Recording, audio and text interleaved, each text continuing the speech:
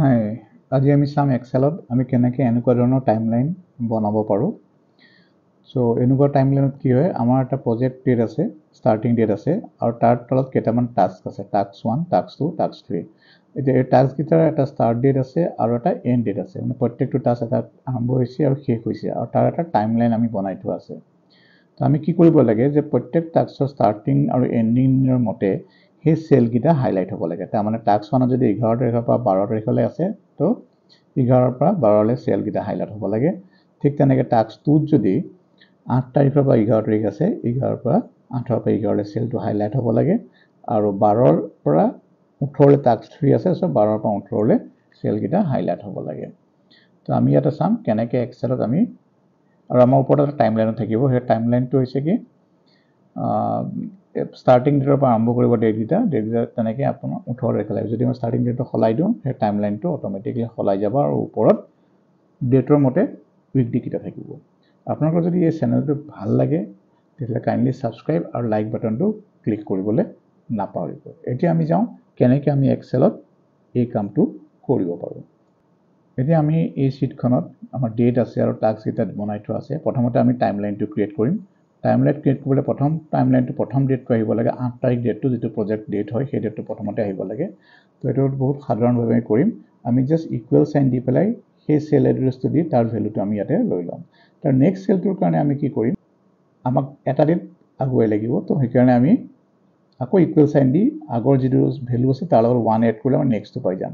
এতিয়া আমি এইটো যদি ড্ৰেগ কৰি দিওঁ, বাকী ডেটকেইটাও আমি আহি যাব। 15 তাৰিখলৈকে আহিলে আৰু অলপ বঢ়াই লওঁ, 18 তাৰিখলৈকে আমি ডেটকেইটা আনি ল'লোঁ। এতিয়া 8, 9, 10, 11, 12, 13, 15লৈকে আমি আহিছে।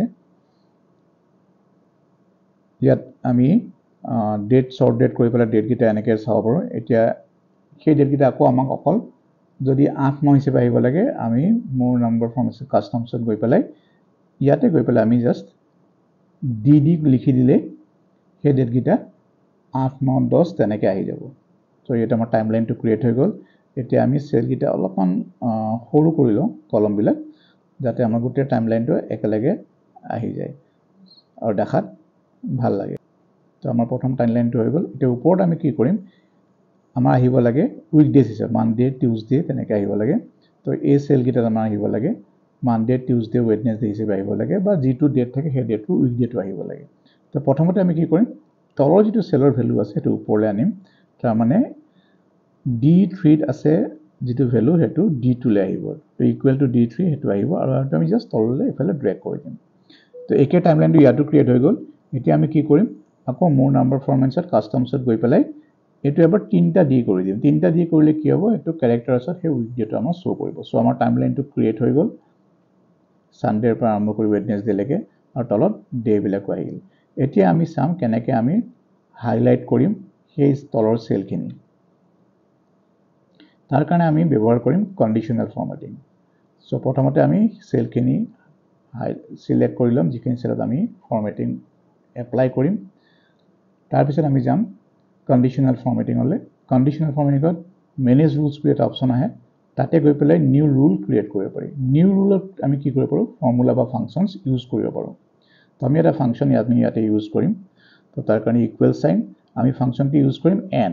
চ' এন ফাংচন দি আমি কি কৰিম, আমি এই ডেটটোৰ এই দুটা ডেটৰ মাজত আছে নাই চেক কৰিম। চ' তাৰ কাৰণে আমি এন ফাংচনটো ব্যৱহাৰ কৰিম, আৰু প্ৰথমতে লিখিম যিটো ডেটত প্ৰথম ডেটটো আছে সেইটো হৈছে D3। চ' আমি লিখি আছোঁ $3, তাৰমানে গোটেই ডেট টাইমলাইনটো আছে এটা ৰত, 3 ৰত। চ' সেইকাৰণে আমি 3টো ফিক্স কৰি দিছোঁ। Is greater than equal to আমাৰ আছে এই চেলটোৰ লগত আমি কম্পেয়াৰ কৰিছোঁ, দেট ইজ B4। তাৰে আমি বিটো ফিক্স কৰি আছোঁ $B চাইন দি পেলাই, যিহেতু আমাৰ গোটেই ষ্টাৰ্টিং ডেটবিলাক এটা কলমতে আছে। চ' আমাৰ প্ৰথম হৈ গ'ল $B4। নেক্সট আমি কি কৰিম, নেক্সটত আমি ছেকেণ্ড এণ্ড ডেটটোৰ লগত আমি চেক কৰিম। চ' আকৌ আমি লিখিম $3।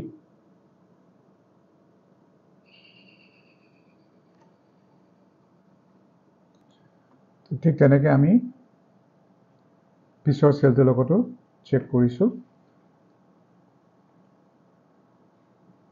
it is C4 so C4 কে সৰু বা equal হ'ব লাগিব D3 ভ্যালুটো so এইটো আমি n ফাংশন দি দুটা আমি একেলগে চেক কৰিছো আৰু দুটা যদি ট্ৰু হয় মানে দুটাই যদি কন্ডিশন ফুলফিল কৰে আমি কি কালাৰ দিম হেতু আমি ফৰমেটত গৈ পেলাই ফিলত গৈ পেলাই যিকোনো এটা কালাৰ চুজ কৰি ল'ব পাৰো সো আমাৰ কালাৰ চুজ কৰা হৈ গল আমাৰ কন্ডিশনস দিয়া হৈ গল এটা আমি ওকে ক্লিক কৰিম আৰু ওকে ক্লিক কৰি চাইলাম যে কোনটো ৰেঞ্জত হি সেই ফৰমেটিংটো এপ্লাই কৰিব সো আমাৰ ৰেঞ্জটো ইয়াত দিয়া আছে D4 ৰ পৰা আৰম্ভ হ'ব আৰু N6 লৈকে এটো ৰেঞ্জত এটো এপ্লাই হ'ব আমি এটা এপ্লাই কৰি দিম এপ্লাই কৰি দিয়াৰ লগে লগে আমি দেখা পাইছো যে সেই সেল গেটা হাইলাইট হৈছে যিগেটা ৰেঞ্জৰ ভিতৰত আছে টাস্কটো ৰেঞ্জৰ ভিতৰত আছে হেগেটা সেলে হাইলাইট হৈছে